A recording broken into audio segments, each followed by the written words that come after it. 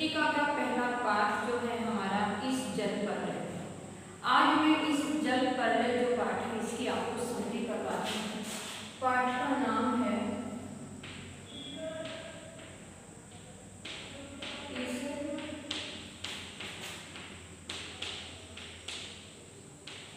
जल पर्लय। पर्लय होता है बहुत तेज बाढ़ का उफान जो होता है, यानी कि जब पर्लय आती है बाढ़ का एक दृश्य है। इस जल पर्लय में जल की जो बाढ़ आई है उसके बारे में यहाँ आपको बताते हैं। इस जल पर्लय में शीर्षक पाठ में लेखक ने एक बाढ़ का वर्णन किया है। लेखक जो है बिहार का रहने वाला है और बिहार में 1947 में जो बाढ़ आई थी उस बाढ़ का यहाँ पर वर्णन किया गया है।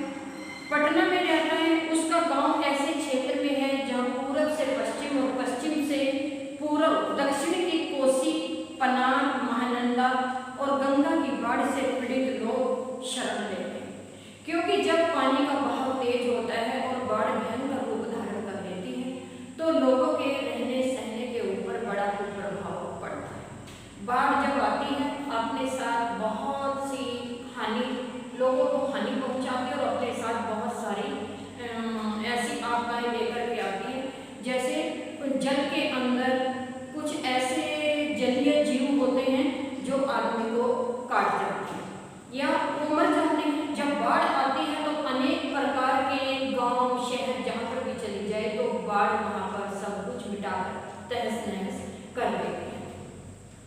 तो यहाँ पर परती कहते हैं बंजर भूमि। जिस भूमि पर कोई फसल नहीं उगती उसे परती भूमि कहते हैं या फिर बंजर भूमि कहते हैं।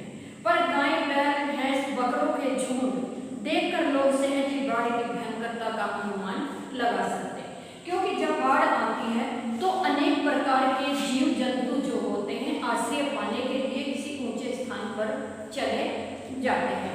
लेखक जब बाढ़ के अंदर गिर जाता है तो लेखक को तैरना नहीं आता। बाढ़ पर अपने जीवन के अंदर कई लेख लिख चुका, लेकिन विभिन्न वर्षों से आई बाढ़ों का वर्णन करते हुए बताता है सन 1967 में एक भयंकर बाढ़ आई।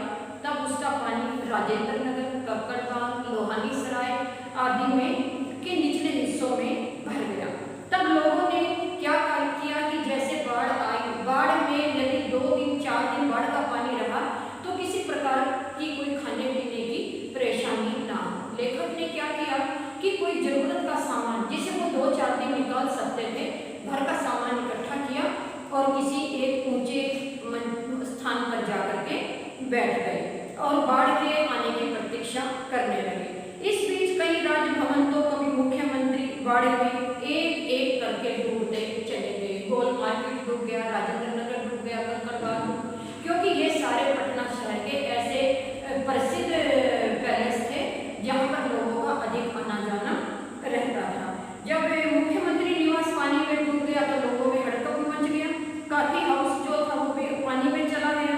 लेखक अपने एक अंदर मित्र के साथ रिक्शा पर बैठा और बाढ़ का जायजा लेने निकला कि जैसे हम बाढ़ देखेंगे तो बाढ़ को देख करके मन में उठने वाले विचारों को वो कलमबंद अपनी पत्रिका पर कर लेंगे।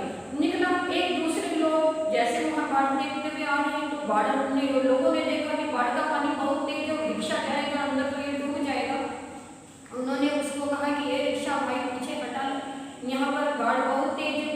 तो इस प्रकार क्या हुआ कि जब वो बाढ़ आई, बाढ़ के अंदर 3 दिन तक 2 दिन तक जो भी है पानी नहीं उतरा, तो लेखक ने अपनी पत्नी से पूछा कि घर में कुछ खाने पीने का राशन है, कोई ऐसी कोई गैस वैस का कुछ पता? तो उन्होंने कहा कि ठीक है, बस थोड़ा सा है, इसका कोई ज्यादा अनुमान नहीं लगाया जा सकता। इसलिए लेखक ने जब बाढ़ से बचने के लिए किसी ऊंचे स्थान पर जाकर के बैठा, जैसे जरूरत का सामान है आलू और क्या नाम है ये जल, थोड़ा बहुत जल, केरोसिन, मिट्टी का तेल, स्टोव और कुछ मैगजीन पत्रिकाएं कि अगर कुछ भी नहीं हुआ तो टाइम पास करना, तो खाली पत्रिकाएं पढ़ करके ही हम वो कर लेंगे। कोई ऐसे मतलब रंगीन चित्रों वाली पुस्तिकाएं ले ली जिससे बैठ करके अपना टाइम पास हो जाएगा। और विशेषकर कंपोज की गोलियां ली। अगर रात के बाढ़ के दृश्य से भयभीत होकर नींद नहीं आई तो कंपोज की गोली लेकर, यानी कि एक नींद की गोली होती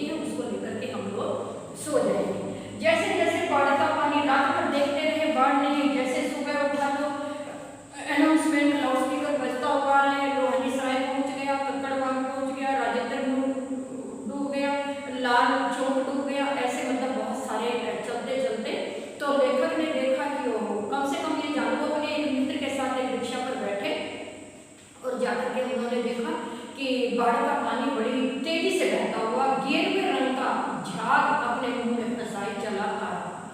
तो उन्होंने क्या कहा, उस टाइम में कुछ रिलीफ वर्कर होते थे स्काउट वाले जो विशेष आपदा के समय लोगों को राहत पहुंचाते हैं। राहत लेखक ने कहा है कि मैं अपने समय में कितनी बार स्काउट गाइड की तरफ से और लोगों को राहत पहुंचाने के लिए जाता था।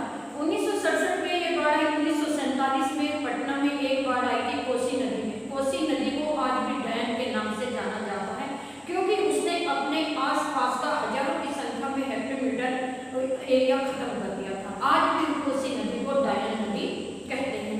तो जब पानी कोसी नदी से गांवों की ओर जा रहा था तो पटना के जो लोग थे उन्होंने निकल करके नहीं देखा था, किसी को कोई सांत्वना नहीं दी, किसी को कोई राहत सामग्री नहीं पहुंचाई, किसी को सांत्वना के दो बोल भी नहीं दिए, अपनापन नहीं दिखाया।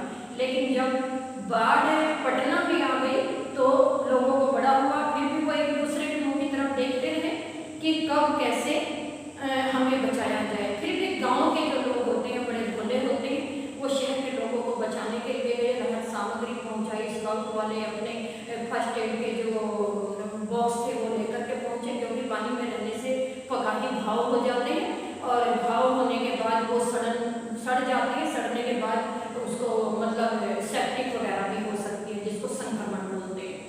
इस प्रकार बाढ़ के बारे में तो बहुत सारी लंबी कहानी है, लेकिन मेन बात जो थी तो वही है कि स्काउट गाइड वालों ने राहत पहुंचाई। कुछ लोग ऐसे थे ऊंचे स्थान पर बैठ करके रात बिता रहे थे, कोई गा रहा था, कोई बजा रहा था ताकि रात को किसी को नींद न आए और बाढ़ आए तो बाढ़ को सामने से यानी कि बाढ़ का जो दुख है वो भोगे। हम लेखक तो पहले ही भोगी था, वह न जाने कितने प्रकार से कहीं कहीं बाढ़ उसने देखी और वहाँ पर उसने राहत का काम भी किया।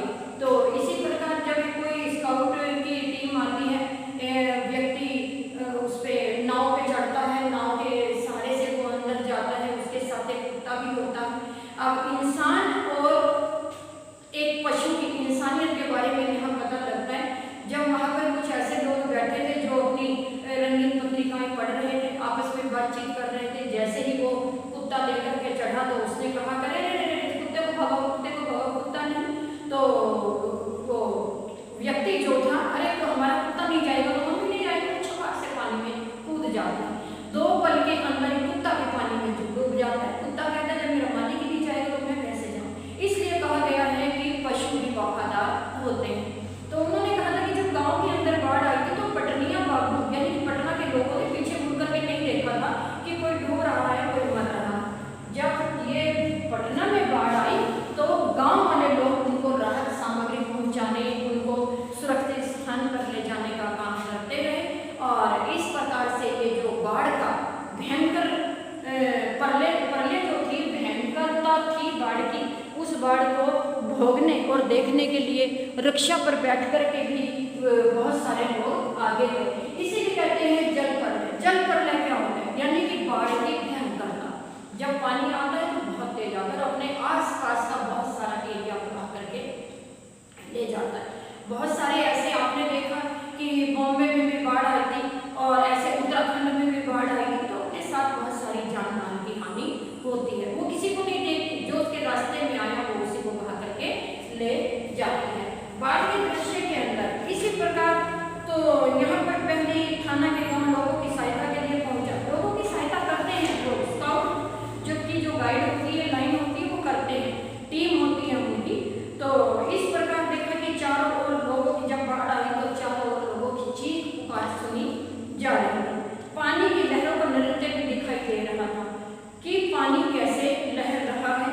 पानी तेज गति से सब कुछ अपने आप में समेटता हुआ जा रहा था। लेखक बाढ़ को तो बचपन से देखता आया, लेकिन इस तरह आता उसने कभी नहीं देखा।